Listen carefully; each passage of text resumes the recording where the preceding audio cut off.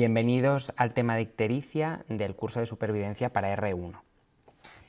En el índice veis que vamos a ver primero unas generalidades, posteriormente pasaremos a repasar la patología biliar aguda, el cólico biliar, la coledocolitiasis, la colangitis aguda y la colecistitis. Luego hablaremos de la patología hepática urgente, veremos unos casos clínicos y finalmente cerraremos con unos puntos clave. Con respecto a las generalidades, la ictericia se define como la coloración amarillenta de la piel o de las mucosas y se produce por la elevación de los niveles de bilirrubina sérica. Generalmente la bilirrubina está por debajo de 1 miligramo de decilitro en la sangre y cuando sube por encima de 2 es cuando suele ser clínicamente perceptible. La bilirrubina procede de la degradación del metabolismo del grupo hemo y generalmente la encontramos como bilirrubina indirecta o no conjugada, que es liposoluble. Esta bilirrubina indirecta se conjuga en el hígado por medio de la UDP-glucuroniltransferasa, pasando a bilirrubina directa o conjugada, que se vuelve hidrosoluble y es la que se excreta por la vía biliar hacia el duodeno y forma parte de la circulación enterohepática. Si hay algún problema en la excreción de esta bilirrubina hacia el duodeno, entonces veremos que el paciente se pone ictérico, que tiene colestasis, que nos cuenta coluria o acolia y que puede tener también prurito. Con respecto a la valoración general del paciente con ictericia, en urgencias lo que tenemos que intentar es diferenciar si la causa parece hepática o pancreatobiliar. Para ello, como siempre, una anamnesis completa. Tendremos que saber el tiempo de evolución de la ictericia, si es algo agudo o si es algo subagudo, qué curso tiene, si es algo que ha aparecido bruscamente o es algo que ha sido intermitente o de forma progresiva, si es solamente ictericia o se asocia a algún otro tipo de síntoma, por ejemplo, dolor abdominal, fiebre, náuseas o vómitos, un cuadro pseudogripal que nos puede hacer pensar en una hepatitis aguda, si tiene un síndrome constitucional asociado, que nos tendrá que hacer pensar en una neoplasia de la encrucijada biliopancreática, si cuenta prurito, si cuenta hemorragia digestiva. Tendremos que saber también qué antecedentes tiene el paciente, si tiene algún antecedente hepático de interés o pancreatobiliar, si ha sido intervenido, si toma algún tóxico como por ejemplo alcohol, algún fármaco, productos de herbolario, drogas, si ha consumido setas por ejemplo. Tendremos que conocer también los antecedentes familiares y sobre todo también el ambiente epidemiológico. Hay que saber si el paciente ha hecho algún viaje recientemente, si ha tenido relaciones sexuales de riesgo, si tiene algún tatuaje o si por ejemplo ha comido carne poco cocinada, que esto puede producir una hepatitis por el virus de la hepatitis E. Con respecto a la exploración física, es importante ver el nivel de conciencia y saber si el paciente tiene asterixis, sobre todo en el caso de la hepatopatía crónica o bien si nos enfrentamos a un paciente con un fallo hepático agudo. Deberemos valorar si el paciente tiene estigmas de hepatopatía crónica, como los que podéis ver en las imágenes, por ejemplo, en la fotografía de la derecha, en la de en medio, podremos ver un paciente con un abdomen ascítico, con circulación colateral, abajo unas palmas hepáticas o palmas rojas, que son muy sugestivas de hepatopatía. Podremos ver también si el paciente tiene edemas con fobia, como en la imagen del centro, o evaluar la presencia o no de flapping, lo que comentaba anteriormente que se puede ver en la imagen de abajo a la izquierda. Y por supuesto valorar si el paciente tiene dolor abdominal o datos de irritación peritoneal o defensa.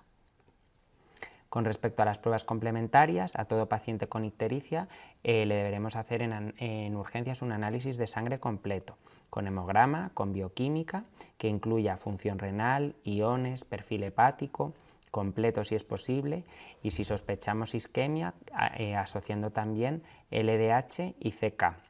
Y también deberemos incluir reactantes de fase aguda.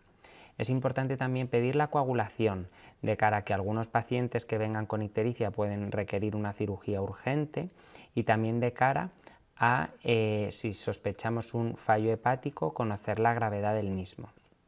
Por otra parte, en el caso de que estemos pensando en una hepatitis aguda, habrá que solicitar unas serologías urgentes, sobre todo virus de la hepatitis A, B, C, virus de Epstein-Barr, VIH.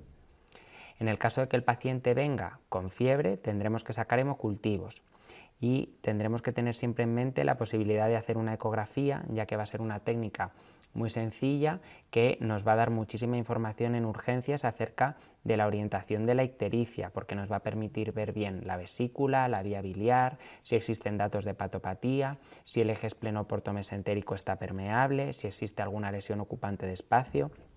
Todo esto nos va a permitir hacer un diagnóstico inicial.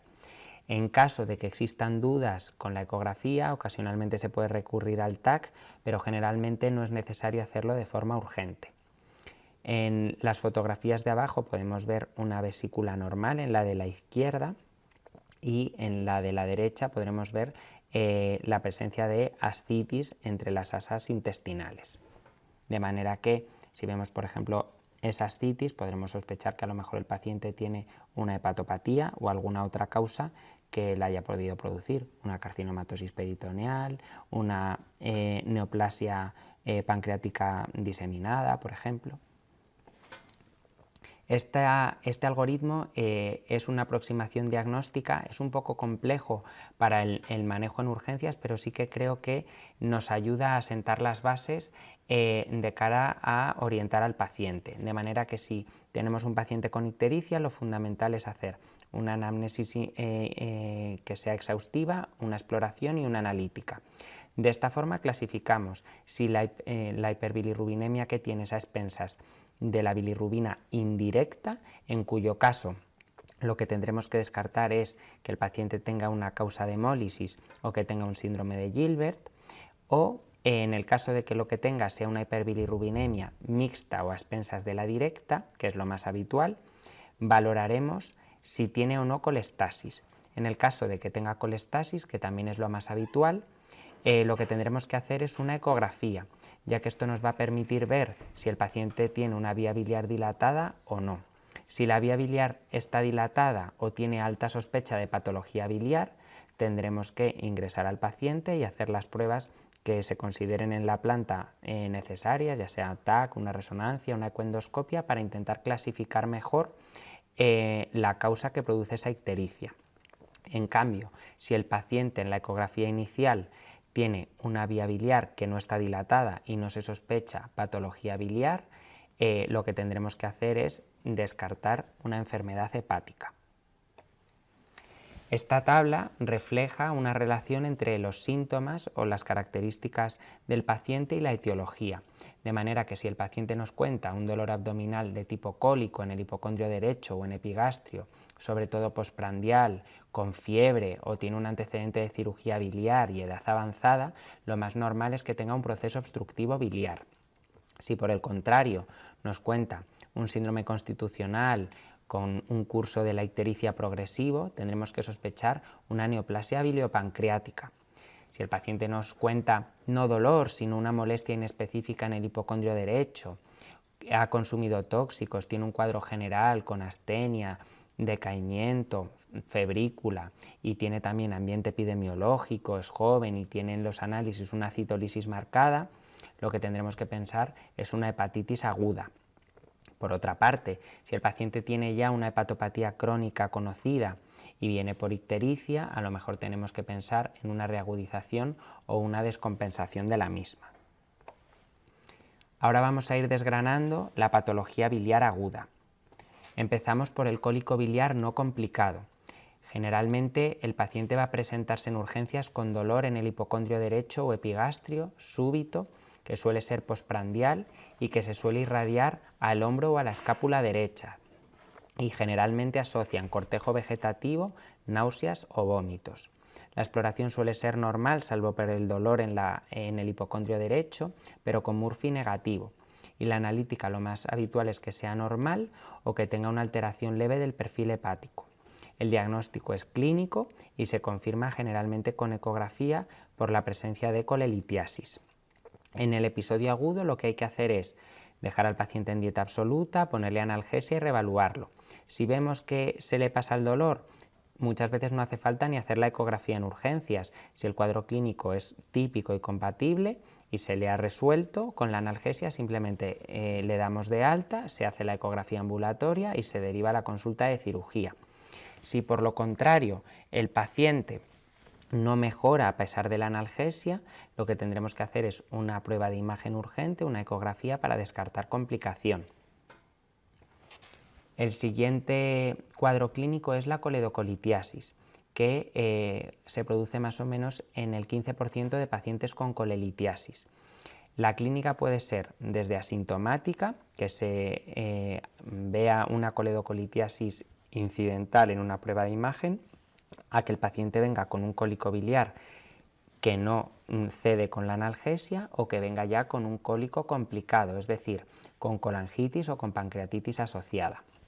Generalmente el paciente en la analítica lo que va a tener es una elevación de la bilirrubina y una alteración del perfil hepático, sobre todo suele ser colestásico, y en la ecografía lo que veremos es o bien la propia coledocolitiasis, como se puede ver en la fotografía de abajo a la izquierda, o a veces lo que se ve es una vía biliar dilatada, pero sin identificar la causa obstructiva. Este sería el caso de la fotografía de arriba a la derecha.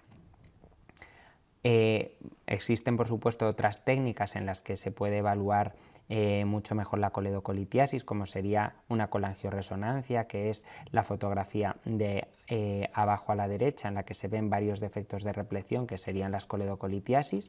Esto no es una técnica que se pueda solicitar en urgencias, pero sí que es verdad que nos ayuda mucho con el diagnóstico. Si comprobamos que el paciente tiene una coledocolitiasis, lo que tendremos que hacer es una extracción mediante CPRE.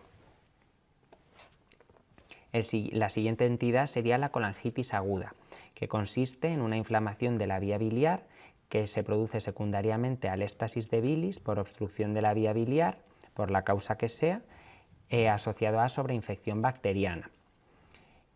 Para esto os recomiendo que os leáis las guías de Tokio publicadas en el 2018 que hacen referencia tanto a la colangitis aguda como a la colecistitis aguda y que vienen muy bien pormenorizadas y además nos ayudan a estratificar la gravedad. De manera que para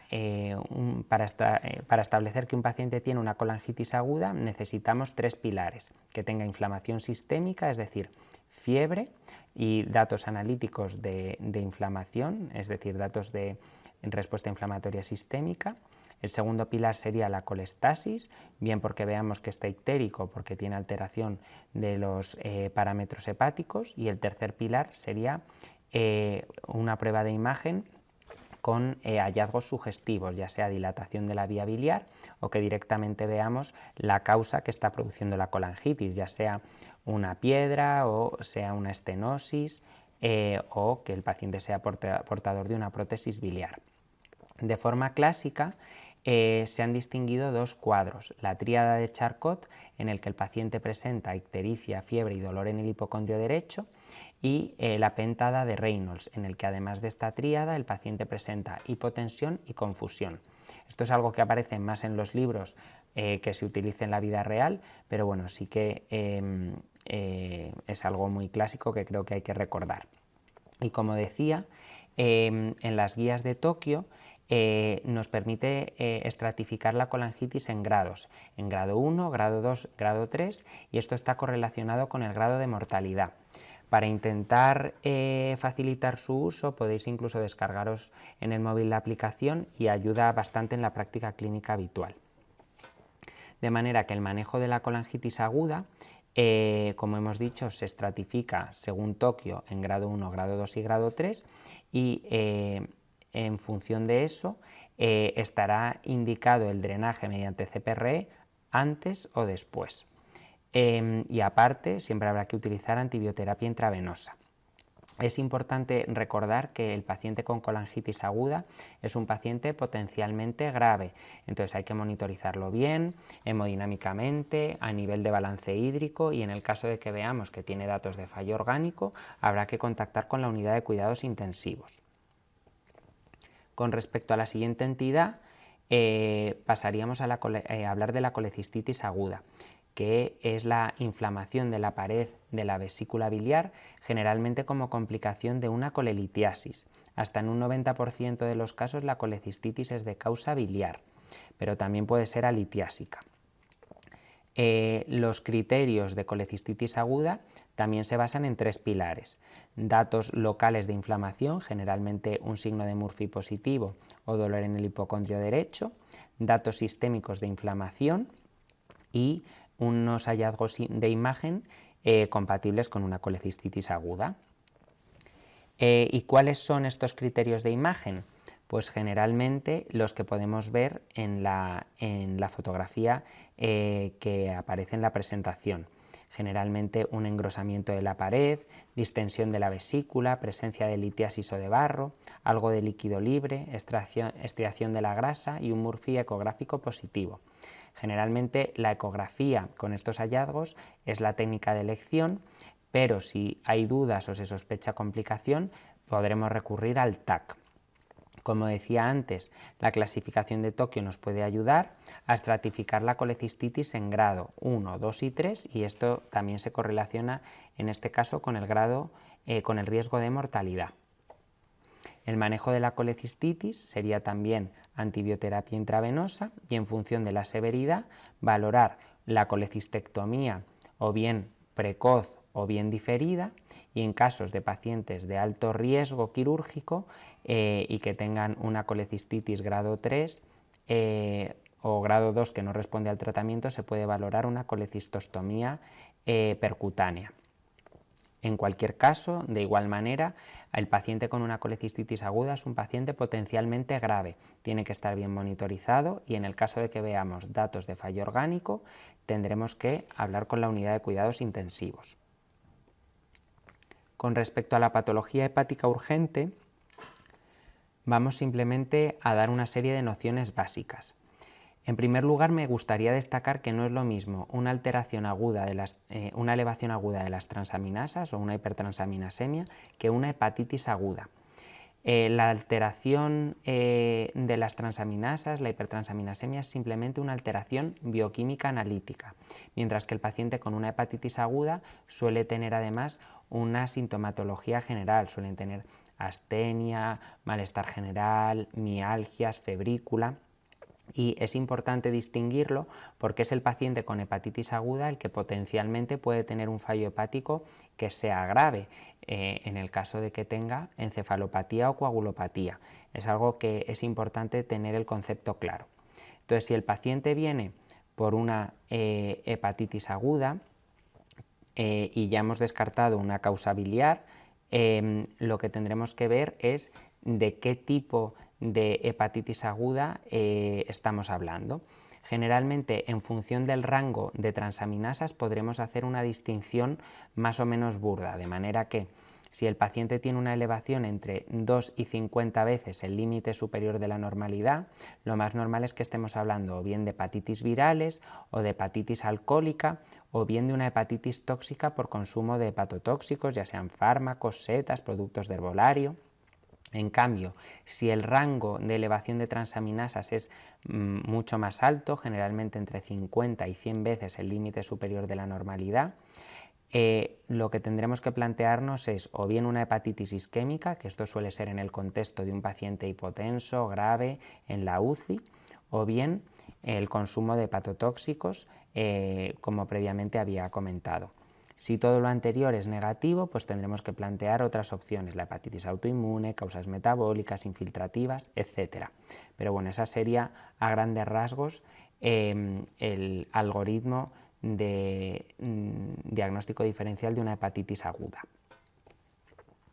Y sí que me gustaría resaltar más el concepto de fallo hepático agudo, que se define como aquel fallo hepático de rápida instauración, generalmente de menos de 12 semanas, con presencia de coagulopatía que se define a partir de un INR por encima de 1,5 o de una actividad de protrombina por debajo del 40%, y asociada a encefalopatía de cualquier grado. Todo esto en ausencia de hepatopatía previa conocida.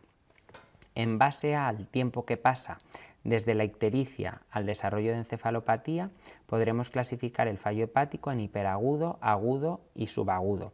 Esto tiene implicaciones en la supervivencia con trasplante hepático, pero bueno, no es algo que sea muy importante de cara al manejo básico en urgencias.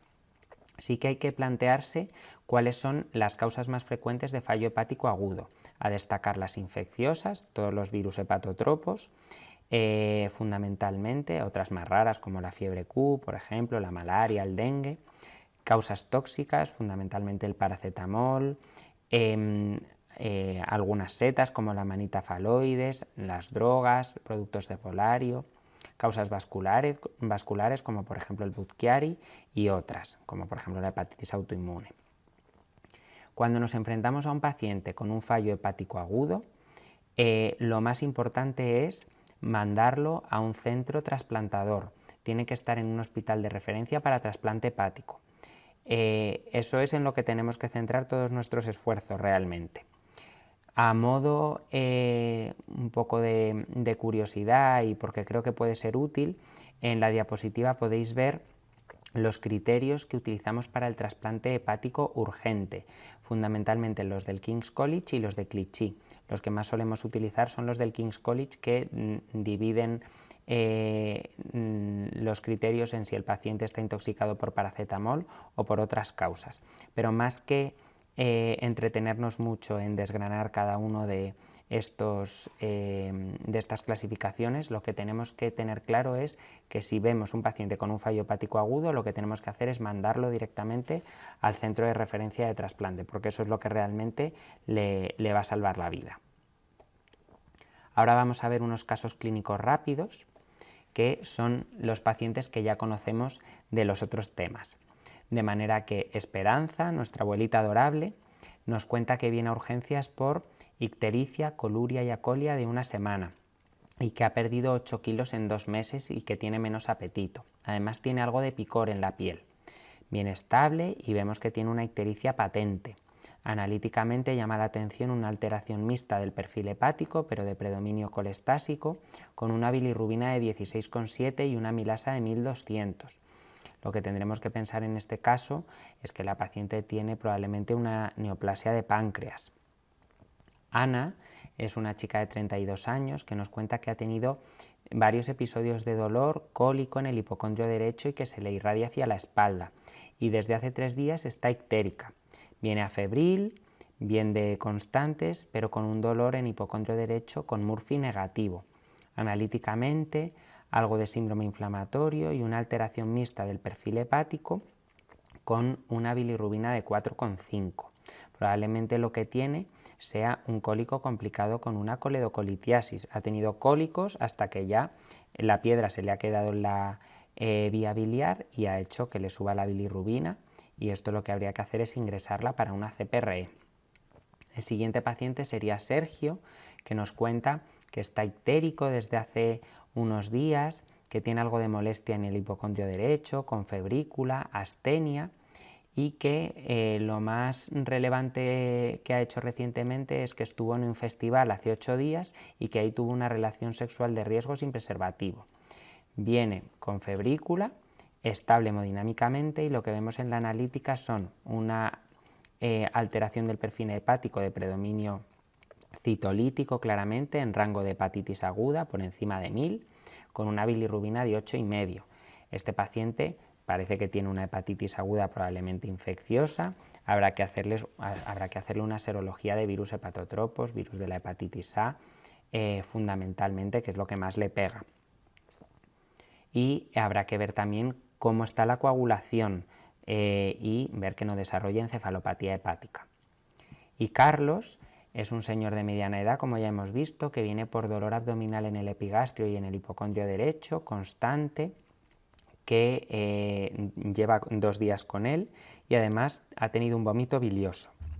Llega con algo de febrícula, con un abdomen doloroso en esa localización, con un Murphy positivo. Analíticamente tiene 17.000 leucocitos, una PCR elevada, una alteración del perfil hepático mixta con una bilirrubina normal y una amilasa también normal. Lo que parece que tiene este paciente probablemente es una colecistitis y lo que tendremos que hacer será una ecografía para confirmarlo. Y con respecto a los puntos clave de este tema, me gustaría destacar que el objetivo fundamental en urgencias con respecto a la ictericia es intentar discernir si la causa de la ictericia es hepática o pancreatobiliar, y para ello, como siempre, tendremos que hacer una buena anamnesis y una exploración física dirigida. La ecografía nos puede ser muy útil en este contexto y es muy importante que manejemos con soltura el diagnóstico diferencial de la patología biliar.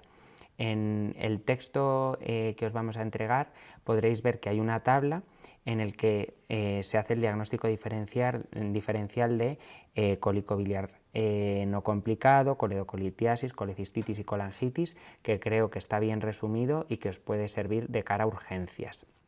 Con respecto a la hepatitis aguda, tenemos que tener en mente que no es lo mismo una hepatitis aguda que una elevación aguda de las transaminasas, que es lo que expliqué antes y es algo importante.